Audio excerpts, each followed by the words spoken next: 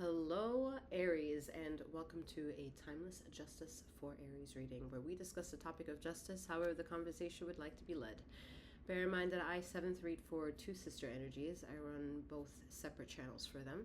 This is the channel of Sekhmet, and bear in mind, however, again, she would like to disclose the information is the way she would like to discuss it.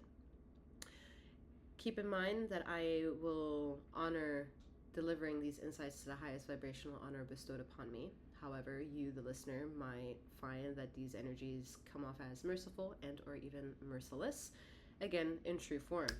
What I can say is that you have tapped into a collective reading that I 7th am holding at this time. This is not a personal one-to-one connection. Keep that in mind as you use your discernment to take all the bits and pieces you like within the reading and leave anything behind with me that may not have resonated with you.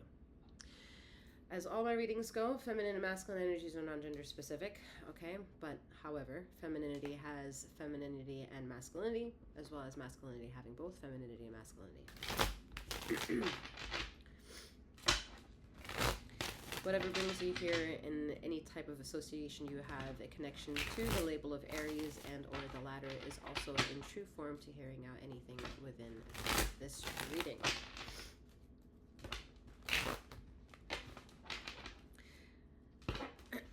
Last but not least, you'll find the description box below will have plenty of information for you. One, how to access my website if you'd like to book any services that I have available at this time, as well as checking out the various contents spread out between the two channels that I run.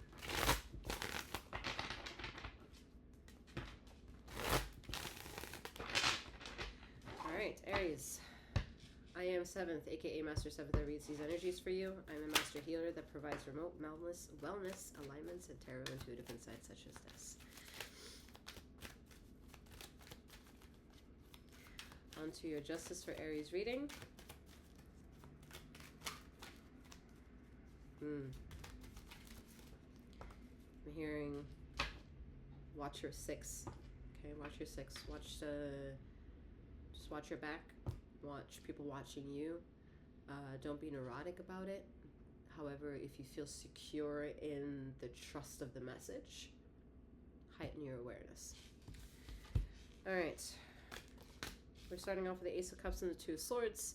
So when I say the Two of Swords, I always hear feeling out of sorts, and you may either know why or you may not know why. So you either have information that is making you feel uncomfortable or you're missing out on information that could provide you something. So this is kind of like see where you are in this ebb and flow of this message and see what actions you need to respond to.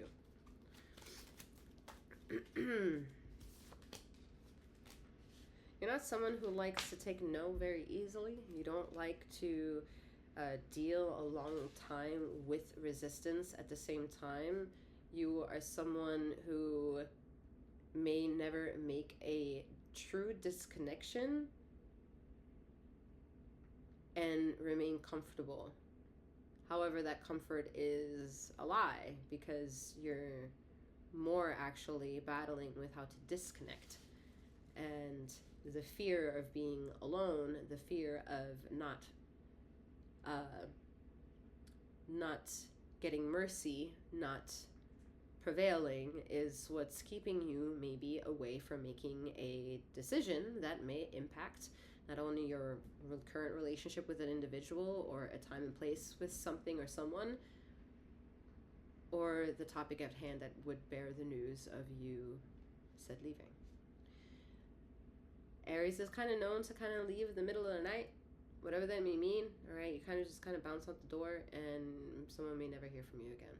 And whether or not you deal with the ebb and flow of that guilt is the latter of this topic. Innately, do you owe anyone anything? No, you only owe something yourself. But if you carry the weight of being able to validate someone else's existence, that will do also penance unto thee. So keep that in mind while you reach certain decisions that are not necessarily deemed as full disclosure although you might be making moves to prick at an idea. All right. Some of you could be in I don't know how to explain this anymore. Like, there's a falseness to this.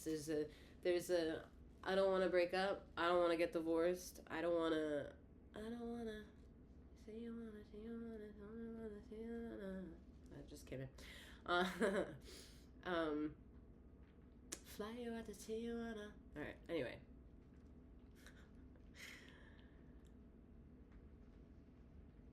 I think part of that appeal is materialism within this connection, all right? The idea of knowing, you don't have to book something yourself. You can share that denomination with someone else. I think it's about more like babysitting. I'm sorry to disrespect someone in his relationship like that, but I feel like someone is babysitting the relationship.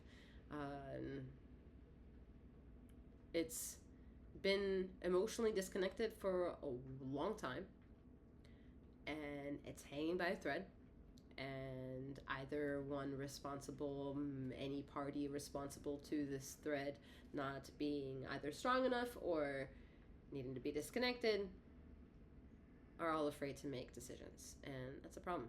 You're kind of stuck in a pattern that never has an end to it. Yeah, doesn't seem to have an end to it. It's like a perpetual shit happening over and over and over again, and it's like, Jesus, take the wheel. Little do you know, you have to bestow some sort of ownership to you taking the Jesus wheel, because Jesus is not going to come down and take the wheels of whatever song and dance you're driving and jivvying to for you.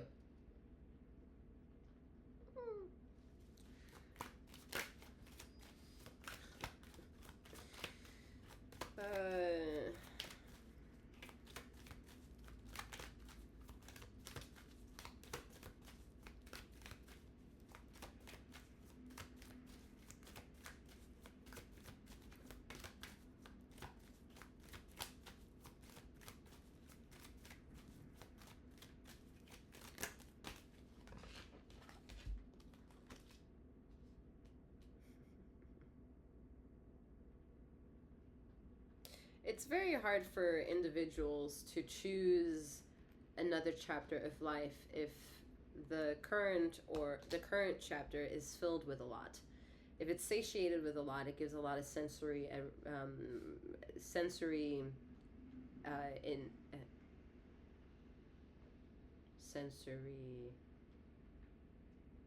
inductions.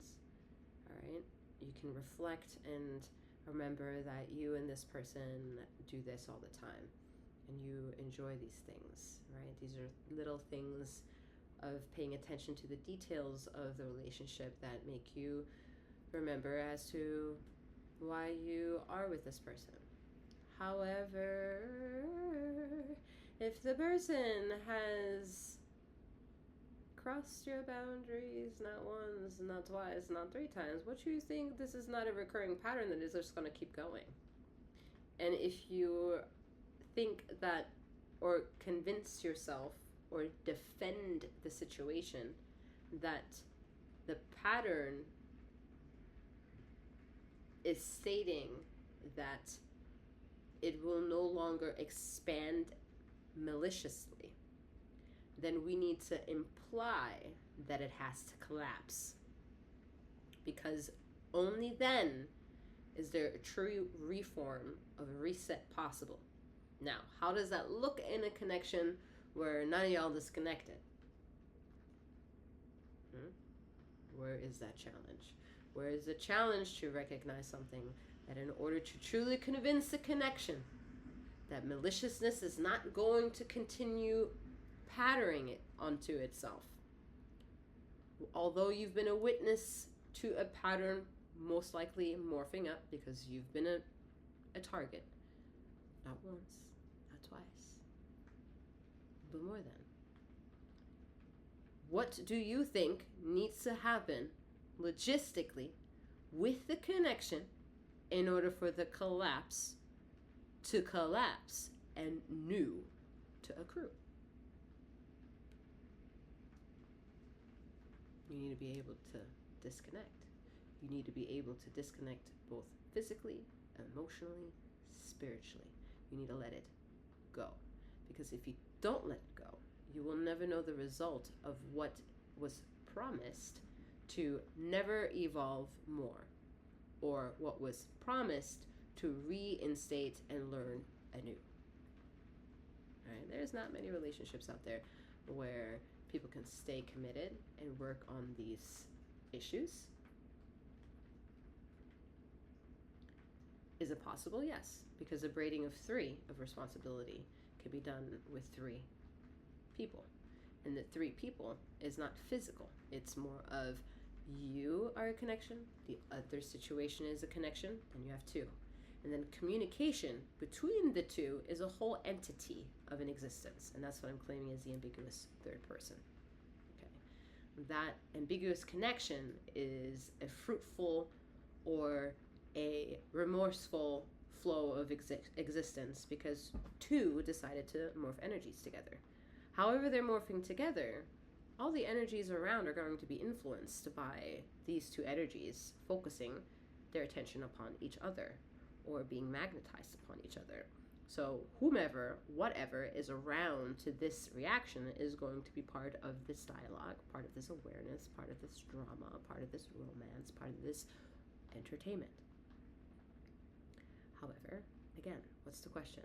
The question is, how can this pattern, when a person says in a relationship that I recognize that I'm hurting you and I promise I will change, how will you understand the person that may have been a victim to this situation or in this situation know what to do in order to take that as a word of law? How do you take this information in and treat it as new?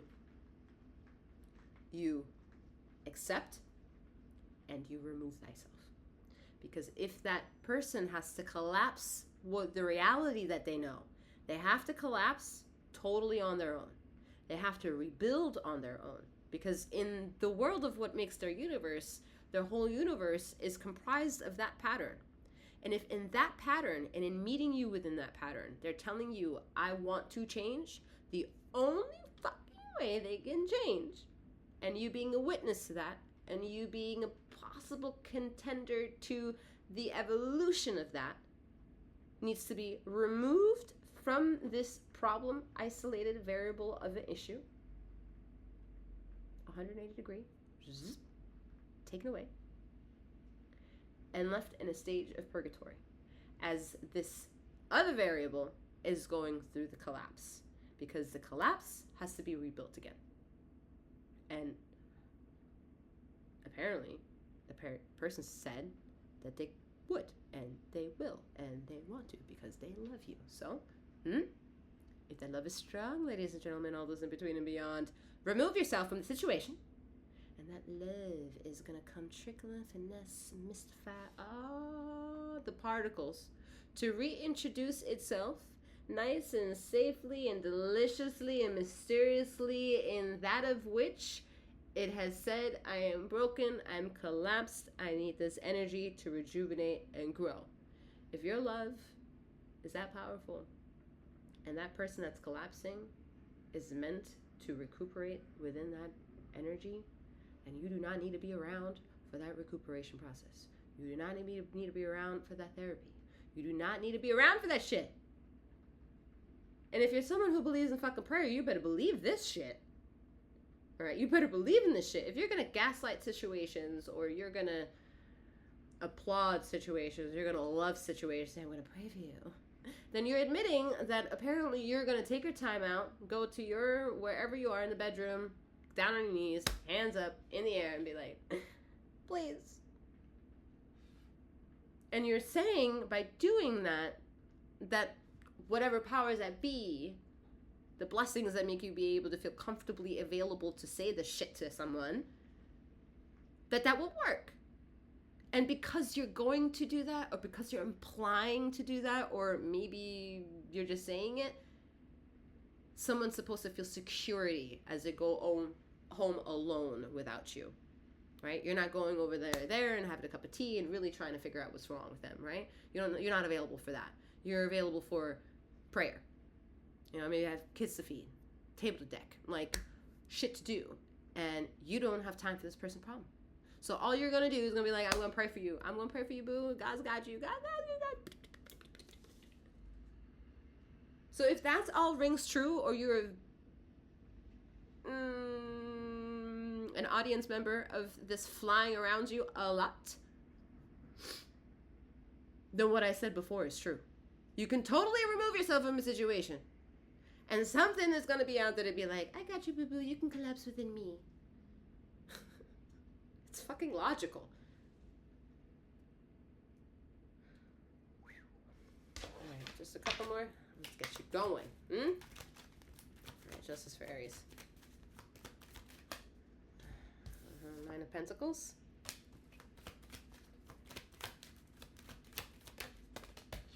King of Pentacles. Everything is about you. There is not a single major arcana, right? Yep, not a single major arcana within this reading. Everything seems to be nice and chiseled, golden opportunity for you, Aries. You want it, you can have it. You want to let go of it, you gotta say bye to it. All right? This is not a revolving door. It's a linear door. In and out. That is it. The only thing that's evolving is sustainable energy. And if you know what energy fractions to follow, you'll know whether or not you're evolving within an finite existence, aka flower of life, or an infinite existence, which is the eternal flower of life. And honestly, you gotta feel the shit in order to be privy to, one, understand what I'm talking about, and two, know that there's a duality out there that is pressing upon you. And that duality that is pressing upon you is asking you to continue to question on what is the one, right? What is the holy? What is the righteous path? What is the wrongful path? What does it mean to sin? What does it mean to confess? What it means to have a life and protect myself within this life. And for some religions, it's protect themselves after life, which is so ironic, right? It's so ironic that you have to live this life in protection of the upcoming afterlife, when maybe this life is actually what you could do from the previous life, whatever. All I'm trying to imply is that before you start thinking about the past and the fucking future, working about the present of right now. Because the present of right now, and not being able to handle that grounded shit, or not being able to know how to learn how to ground it, or not knowing how to say no, or not how to fucking stay out of people's business, or not cross people's boundaries, or learn how to create your own boundaries, that happens in the motherfucking now. Now, if you can't get closer today, it's because you didn't understand it yesterday. If you didn't understand it yesterday, you got to work on something today. And whatever you're available to understand today is what you need to complete today to justify the idiocracy that's going to come fucking tomorrow. 1818. Okay, folks, that's it. That's all I got. That's all she wrote. I'm wishing you a wonderful morning, noon, or night, wherever you are in the ether of this time and space, and may you keep flowing, growing, and glowing.